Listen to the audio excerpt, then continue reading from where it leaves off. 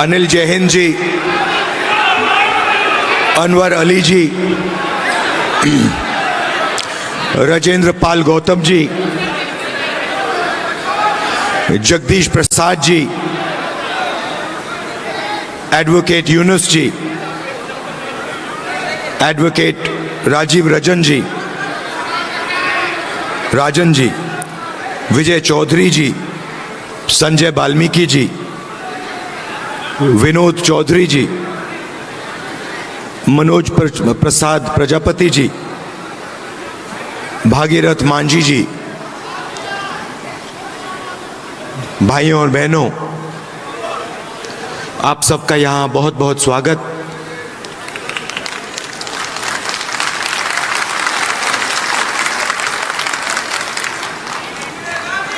मैं आपके भाषण सुन रहा था।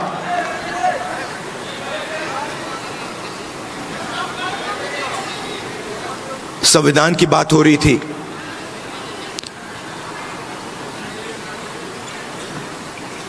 और जब हम इस किताब को देखते हैं, दिखाइए जरा अपना संविधान।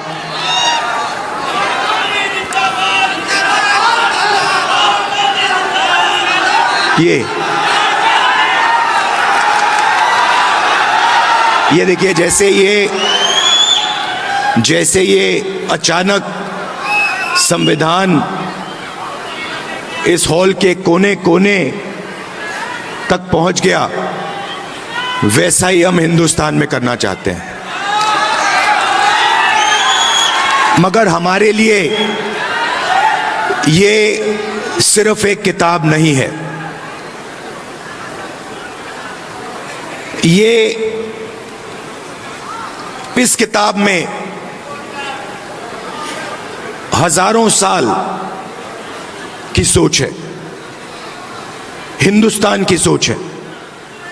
आपने शुरुआत में कहा कि बुद्ध भगवान की धरती पे आप स्वागत कर रहे हो। बुद्ध भगवान की आवाज इस संविधान में है।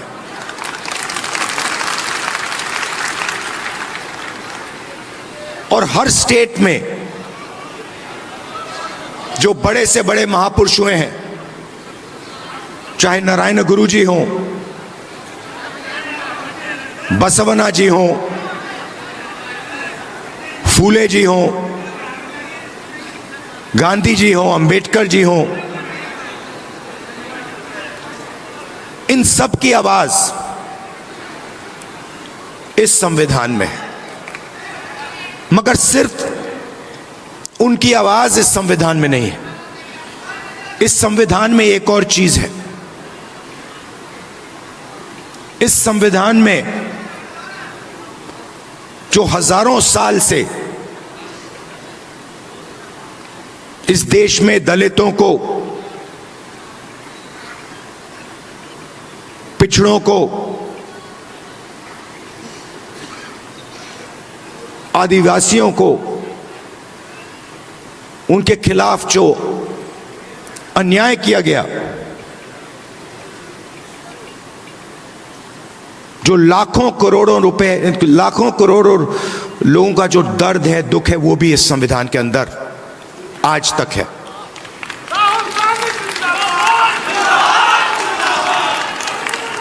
और इस संविधान ने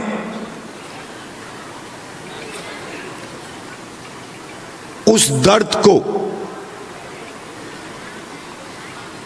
पूरी तरह नहीं, मगर थोड़ा सा कम किया है।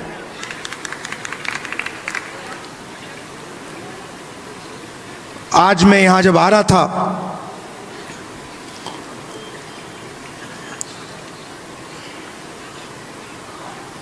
गंगा जी की ओर मैंने देखा, गाड़ी में बातचीत हो रही थी और मैं सोच रहा था कि ये लगती तो एक नदी है,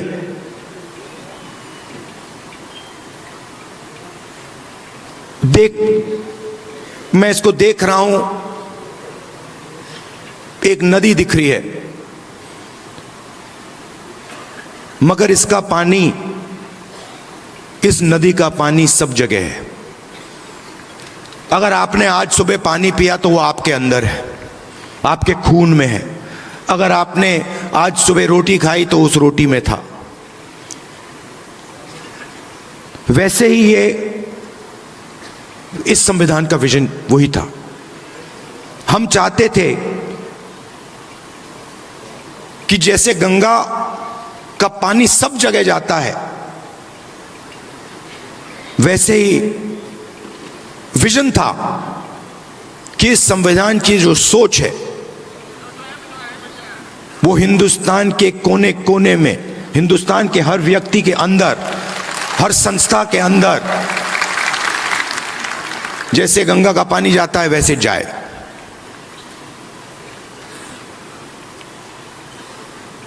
और कुछ दिन पहले मोहन भागवत कहते हैं कि गंगा गंगोत्री में नहीं शुरू हुई। हिंदुस्तान को आजादी 15 अगस्त 1947 को नहीं मिली,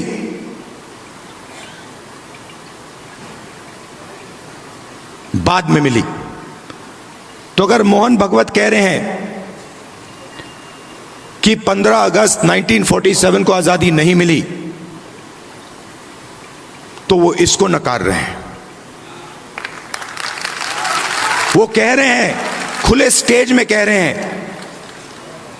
कि इस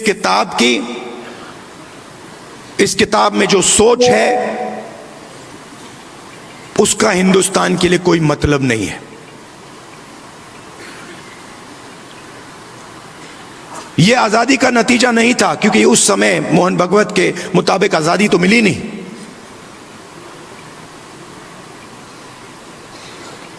और इसकी सोच को, अंबेडकर जी की सोच को, गांधी जी की सोच को, बुद्ध भगवान की सोच को, फूले जी को सोच को वो मिटाने लगे हैं। हिंदुस्तान की हर संस्था से, हर इंस्टीट्यूशन से, फाइनेंशियल सिस्टम से, इकोनॉमिक सिस्टम से, पॉलिटिकल सिस्टम से, सोशल स्ट्रक्चर से मिटा रहे हैं उसको। आप मुझे बताओ इस किताब में कहां लिखा है कि हिंदुस्तान का पूरा धन 2-3 आदमियों के हाथ में जाना चाहिए? कहां लिखा है इस किताब में?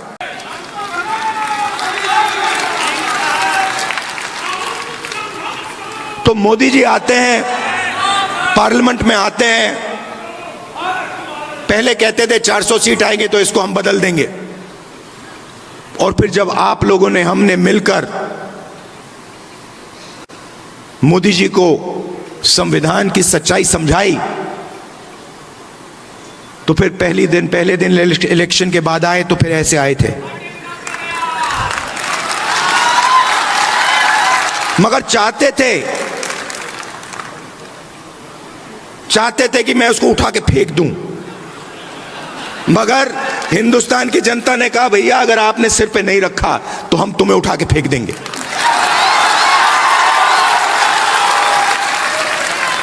तो इसलिए प्रधानमंत्री ने इसको यहां रखा, मत्था टेका, अंदर चले गए और फिर अपना काम फिर से शुरू कर दिया। मैं आपको 2-3 आंकड़े देना चाहता हूं।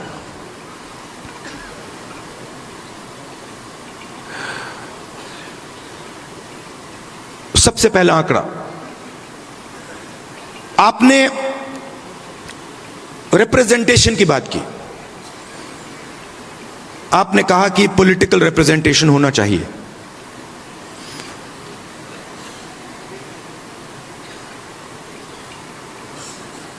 आज के हिंदुस्तान में एमएलए के पास, मेंबर ऑफ पार्लियामेंट के पास कोई पावर नहीं है। मैं मिलता हूं लोकसभा में बीजेपी के पिछड़े वर्ग के एमपी से, दलित एमपी से, आदिवासी मेंबर ऑफ पार्लियामेंट से। वो मुझे कहते हैं, भैया हमें पिंजरे में बंद कर यहां टांग रखा है।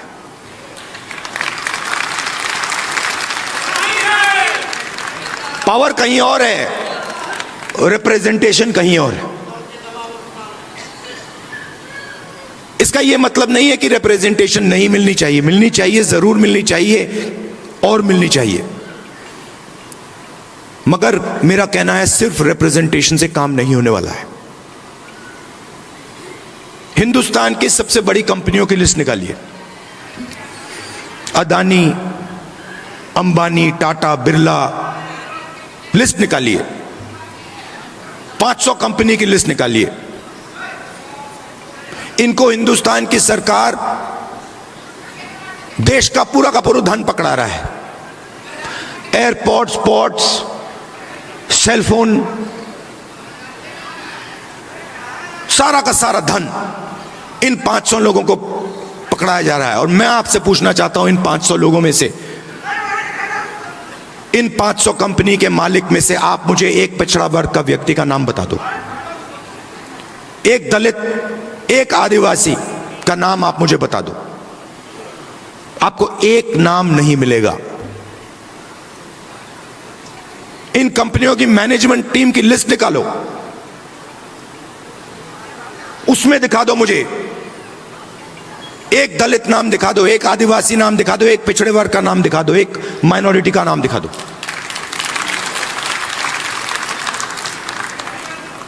मीडिया में देखिए, एंकर्स की लिस्ट निकालिए, मालिकों की लिस्ट निकालिए। 20-25 कंपनियां, मीडिया की कंपनियां पूरा नैरेटिव बनाती हैं, हिंदुस्तान का नैरेटिव बनाती हैं। उसमें किसान की कभी बात नहीं होगी, पिछड़ों की कभी बात नहीं होगी, दलितों की बात नहीं होगी, मजदूर की बात नहीं होगी।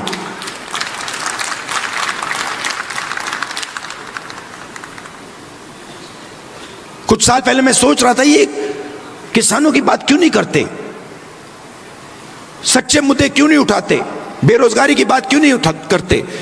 मैंने लिस्ट निकाली, देखता हूं ये है कौन। मालिकों में आपको एक ओबीसी नहीं मिलेगा, एक दलित नहीं मिलेगा, एक पिछड़े वर्ग का व्यक्ति में नहीं मिलेगा, है ही नहीं उसमें। आपके लोग हैं ही नहीं उसमें। आप प्राइवेटाइजेशन की बात होती है, आप मुझे बताओ कौन सी प्राइवेट कंपनी में दलित, आदिवासी, पिछड़े वर्ग के लोग मालिक हैं, मुझे बताओ।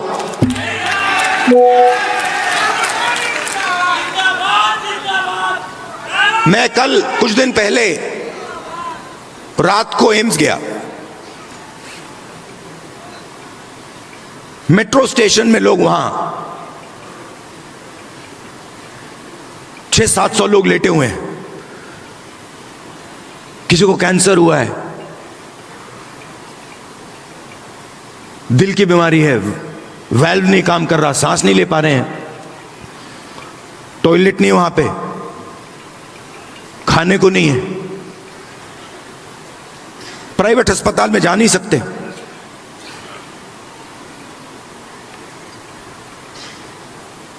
पूरा का पूरा सिस्टम, चाहे वो प्राइवेट अस्पताल हो, शिक्षा का सिस्टम हो, स्वास्थ्य का सिस्टम हो, बिजनेस का सिस्टम हो,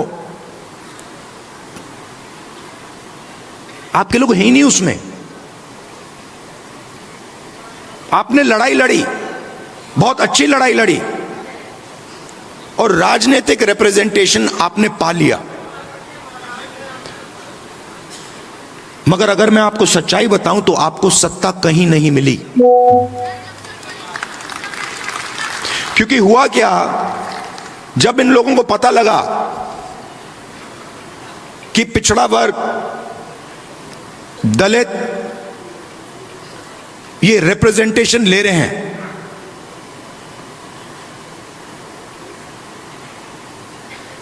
तो इन्होंने रिप्रेजेंटेशन आपको दे दी, मगर पावर कहीं और ले गए।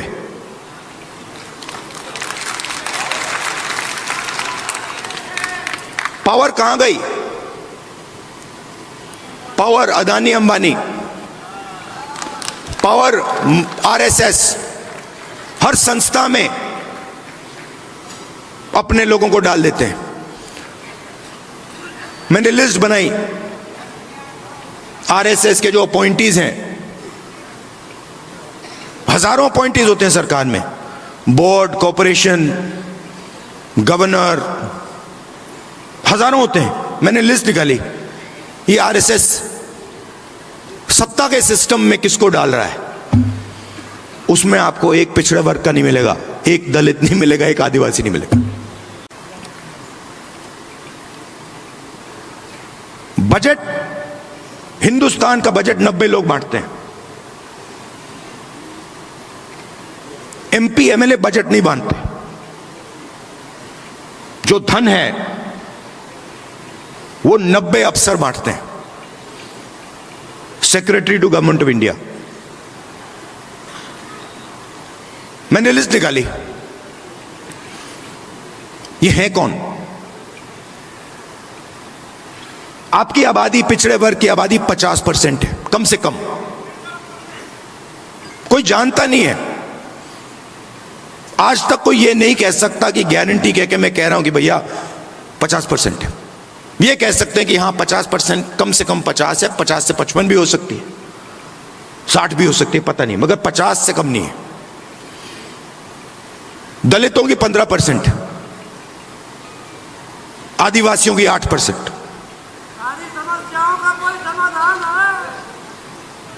इसीलिए तो हम यहां आए हैं।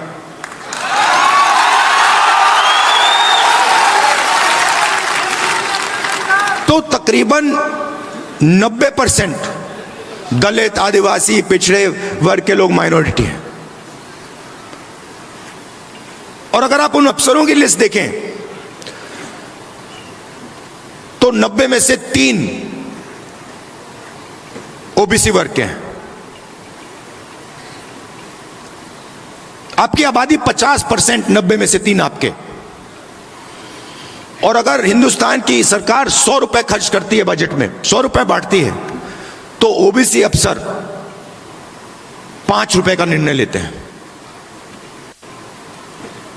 आबादी 50%, बजट में भागीदारी 5%। दलित 15%, उनके भी 3 अफसर, 100 रुपए बंटते हैं, 1 रुपया उनका अफसर निर्णय लेता है, 1 रुपए का। आदिवासी 8%, 8% आबादी, 100 रुपए में से 10 पैसे की भागीदारी। तो अब आप सब मिला लो, सब मिलाकर 100 रुपए में से 6 रुपए 10 पैसे का निर्णय आप लोग लेते हो। माइनॉरिटी भी उसमें ही है, वो भी उसी में है। तो आपकी भागीदारी 6%, 7%, 8%, आपकी आबादी 90%। प्राइवेट सेक्टर में पूरा का पूरा धन 200 लोगों को जा रहा है, उसमें आपका एक आदमी नहीं। एम्स के सामने आपके लोग मर रहे हैं, मगर प्राइवेट अस्पतालों के मालिक की लिस्ट निकालिए, आपका एक आदमी नहीं उसमें। आपके बच्चे लाखों रुपए देते हैं प्राइवेट एजुकेशन इंस्टीट्यूशंस में पढ़ने के लिए, उनकी मालिकों की लिस्ट निकालिए, आपका एक आदमी नहीं उसमें। जीएसटी कौन देता है? आप देते हो। बजट में पैसा कहां से आता है? आसमान से थोड़ी टपकता है। बजट में पैसा, जीएसटी का पैसा आता है, जीएसटी का पैसा आप देते हो। जितना पैसा अदानी, अगर अदानी शर्ट खरीदेगा, यही शर्ट जो आपने पहन रखी है, अगर वो यही शर्ट खरीदेगा, जितना टैक्स आप दोगे उतना टैक्स वो देगा।